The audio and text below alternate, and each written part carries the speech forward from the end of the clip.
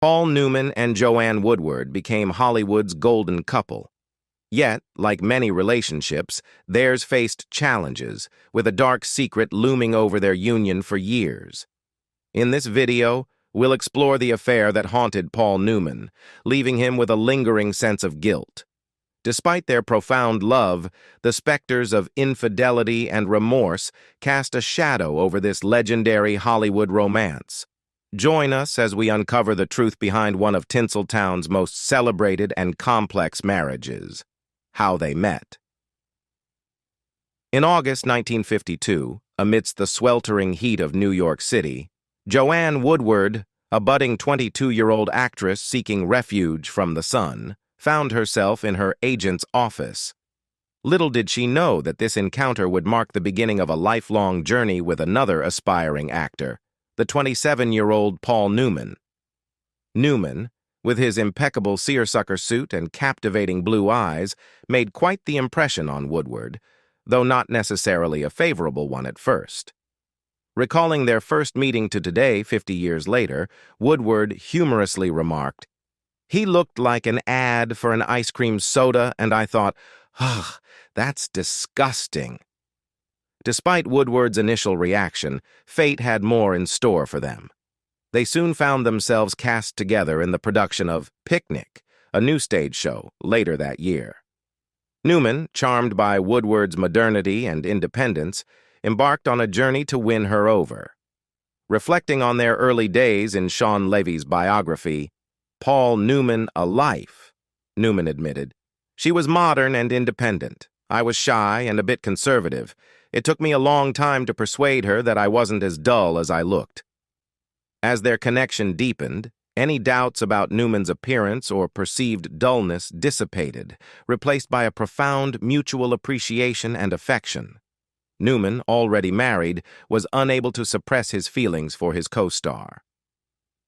Despite their undeniable attraction, Paul Newman and Joanne Woodward faced a significant hurdle. Newman was already married and a father. With a young son and daughters on the way, their budding romance seemed impossible. Despite their efforts to maintain a professional relationship, their chemistry proved too strong to resist. Newman even attempted to set Woodward up with a friend, playwright James Costigan, in an effort to divert his own feelings. However, their paths continued to intertwine as their careers flourished, making it increasingly difficult to deny their growing affection. Following the success of his breakout film, Somebody Up There Likes Me, in 1956, Newman made a pivotal decision to confess his love for Woodward to his wife, Jackie. Subsequently, he moved out of their Long Island home, although Jackie was hesitant to dissolve their marriage. However, as Newman and Woodward's relationship became more public and their connection undeniable, Jackie eventually acquiesced to a divorce, paving the way for Newman and Woodward to marry in Las Vegas in January 1958. Their union, amidst the backdrop of Hollywood glamour, marked the beginning of a legendary partnership that would endure for decades, transcending the challenges of fame, infidelity, and tragedy. Woodward struggled juggling motherhood and her career. As Paul Newman and Joanne Woodward transitioned into married life, they left behind the guilt and secrecy of their previous relationship. Embracing their newfound freedom, they emerged as Hollywood's quintessential power couple, navigating the complexities of fame, family, and career with grace and resilience.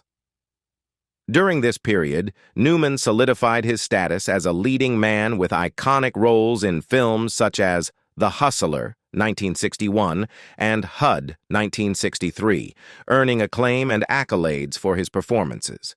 Meanwhile, Woodward, having already garnered an Academy Award for The Three Faces of Eve, 1957, embraced her role as a mother to their growing family.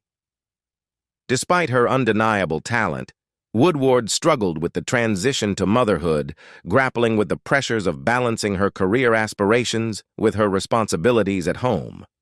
Despite her initial reservations, Woodward remained steadfast in her desire to continue pursuing her artistic endeavors. She longed to make her mark on stage and screen, yearning for roles that would challenge and inspire her. In one notable instance, she challenged Newman for what she perceived as his reluctance to collaborate on a project she was passionate about, accusing him of selfishness. However, their mutual respect and love ultimately prevailed, leading Newman to join Woodward in projects like A New Kind of Love, 1963, and Rachel, 1968, the latter marking Newman's directorial debut and Woodward's powerful return to the forefront of cinema. Despite the passage of time, Woodward continued to showcase her formidable talent, proving that age was no barrier to her artistic prowess. Newman and Woodward enjoyed working together while prizing separate interests. Despite Paul Newman's continued success and recognition, as one of Hollywood's leading men, his wife, Joanne Woodward, faced a different trajectory in the industry. As Newman effortlessly transitioned through his 40s while maintaining his status as a heartthrob, Woodward encountered obstacles in her career advancement due to Hollywood's age and beauty standards. This stark contrast in their professional trajectories fueled rumors of marital discord and instability, prompting the couple to take decisive action to reaffirm their commitment to each other. In a bold move to quell the speculation surrounding their marriage, Newman and Woodward took out a full-page advertisement in the Los Angeles Times in 1969. This public declaration served as a poignant reminder of their unwavering devotion and solidarity amidst the scrutiny of the media and public eye. However, behind the scenes, their relationship faced its own challenges, with Newman reportedly engaging in an extramarital affair with journalist Nancy Bacon during this tumultuous period. Despite the strain caused by the infidelity, Newman and Woodward managed to navigate through the rough waters and salvage their marriage. Seeking solace and reconciliation, the couple embarked on a journey to England, retracing the steps of their honeymoon, for some much-needed one-on-one time. Their relationship endured, partly because each found solace and fulfillment in separate interests that, while not always fully grasped by the other, were supported by their spouse. Paul Newman's fascination with auto racing blossomed into a fervent passion after his role as a driver in the 1969 film Winning. Meanwhile, Joanne Woodward developed a deep appreciation for ballet, embracing it both as a form of exercise and an avenue for artistic expression, leading her to become a benefactor for several ballet companies. In addition to pursuing their individual passions, the couple remained actively involved in political activism and dedicated to their respective careers. Newman took on the role of director once again, guiding Woodward's performance in The Effect of Gamma Rays on Man-in-the-Moon Marigolds in 1972. Despite their busy schedules, they always made time to retreat to their cherished estate nestled in the wooded landscapes of Westport, Connecticut. Here they found sanctuary in a treehouse specially designated for moments of privacy, particularly when hosting guests. Aging brought maturity, but not the dimming of mutual affection. In 1978, tragedy struck the Newman-Woodward family when Paul Newman's son from his first marriage, Scott, tragically passed away from an accidental drug overdose. The devastating loss deeply impacted both Paul and Joanne, as well as their extended family. In the wake of Scott's passing, the couple underwent a profound shift in their priorities. They channeled their grief into action by raising funds for the Scott Newman Foundation, an organization dedicated to substance abuse education. Additionally, Paul Newman expanded his philanthropic efforts by establishing the Hole-in-the-Wall Gang camps, providing support and joy to children facing serious illnesses. This shift in focus also manifested in their professional lives. Paul Newman transitioned into the esteemed elder statesman phase of his acting career, culminating in an Academy Award win for his performance in The Color of Money, 1986. Meanwhile, Joanne Woodward garnered critical acclaim, earning an Emmy Award for her portrayal of an Alzheimer's patient in the television film Do You Remember Love, 1985. The couple continued their collaborative efforts, reuniting for projects like the Newman-directed The Glass Menagerie, 1987, and the co-starring roles in Mr. and Mrs. Bridge, 1990. Despite their serious performances on screen, Paul Newman and Joanne Woodward maintained a playful and affectionate dynamic in public. Newman, known for his witty remarks, once famously proclaimed his fidelity by saying, "I have steak at home. Why go out for hamburger?" However, he risked earning his wife's ire yet again when he compared her to a bottle of fine wine in an interview with the New York Times. On another occasion, during Joanne's visit to the set of the 1998 film Twilight, Newman mischievously pulled aside a young Liev Schreiber to comment on his wife's timeless allure. Despite their light-hearted banter, there were moments when Newman simply yearned for his wife's presence. During the filming of Blaze, the 1989, in Louisiana, Newman unexpectedly called Joanne and implored her to join him on set. Despite being in the midst of the spring semester at New York's Sarah Lawrence College, where she hoped to finally complete her long-delayed degree, Joanne dropped everything to be by his side. Reflecting on her decision, she remarked, "There's no academic degree in the world that can compare in importance to the fact that the person you've loved for 31 years is missing you," as recounted in A Life. The couple continued making joint projects into their golden years. In a candid 2002 interview on Today, Joanne Woodward shared an insight into the foundation of their enduring relationship. Reflecting on what sustains their bond, she recounted how someone once asked her about the basis of their connection. "And I said he's very good-looking and very sexy and all of those things," she recalled. "And what finally is left is if you can make somebody laugh." In a classic display of their dynamic, Paul Newman interjected with a playful remark stating, "And I keep her laughing."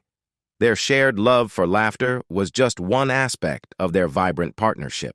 Both deeply committed to their craft, they remained actively involved with the local Westport Country Playhouse.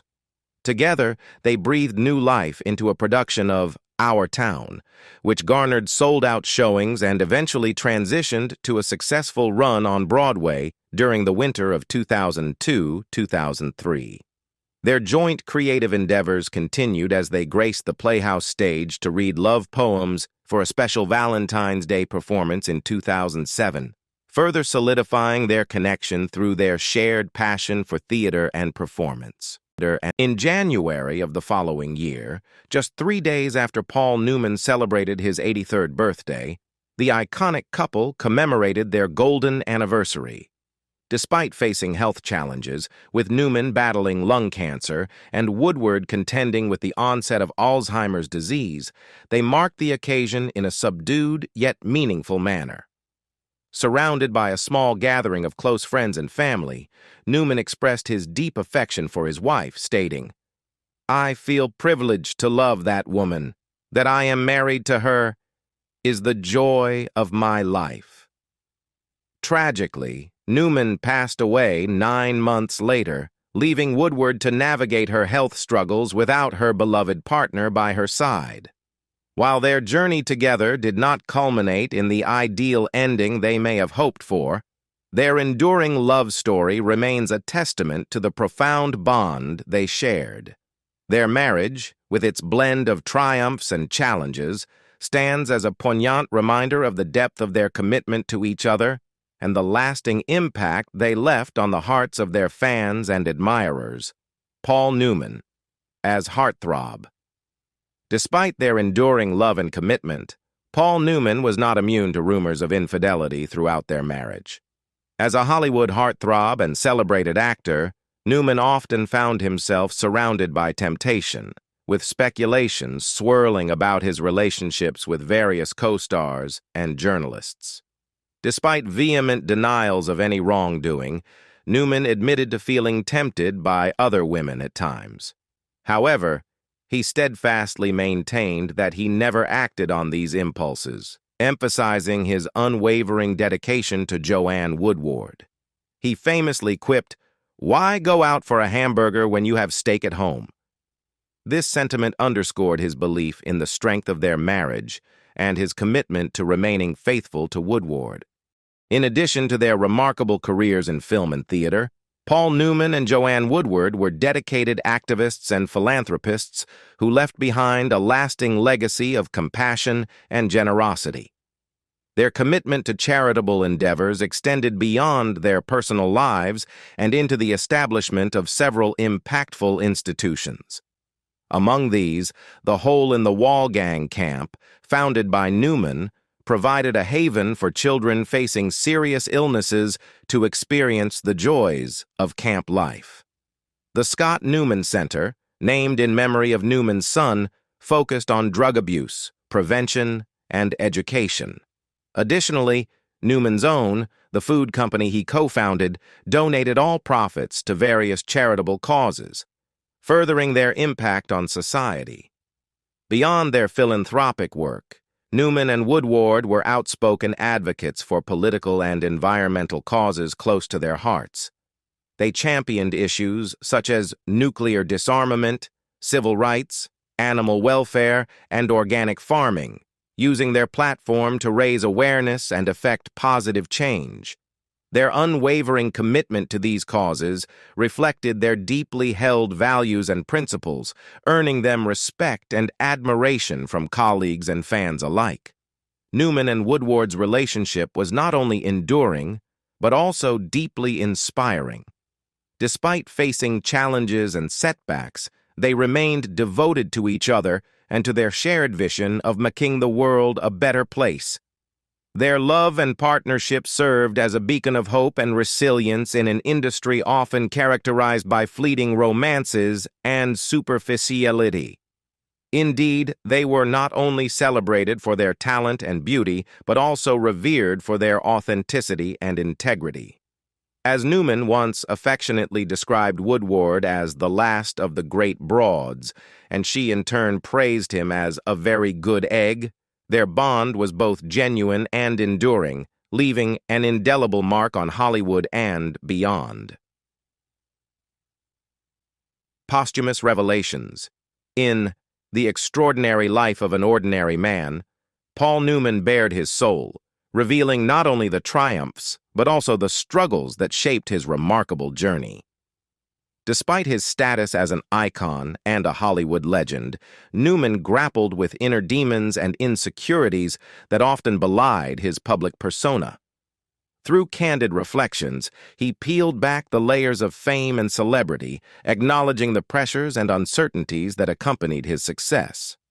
Newman's memoir delved into his complex relationship with acting, a craft he pursued with skill and dedication, but never fully embraced as his true passion. He confessed to feeling ambivalent about his chosen profession, viewing it more as a means to an end rather than a fulfilling vocation.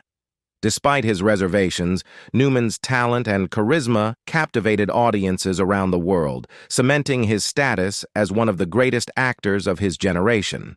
Central to Newman's narrative was his deeply personal account of his marriage to Joanne Woodward, the love of his life and his steadfast companion.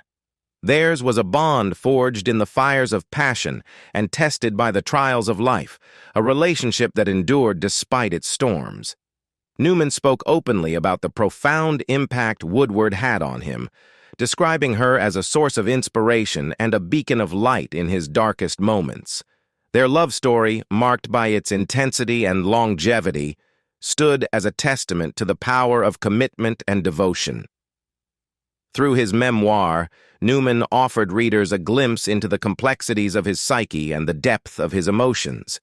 He laid bare his vulnerabilities and fears, inviting readers to share in his journey of self-discovery and reflection. Alcoholism and infidelity.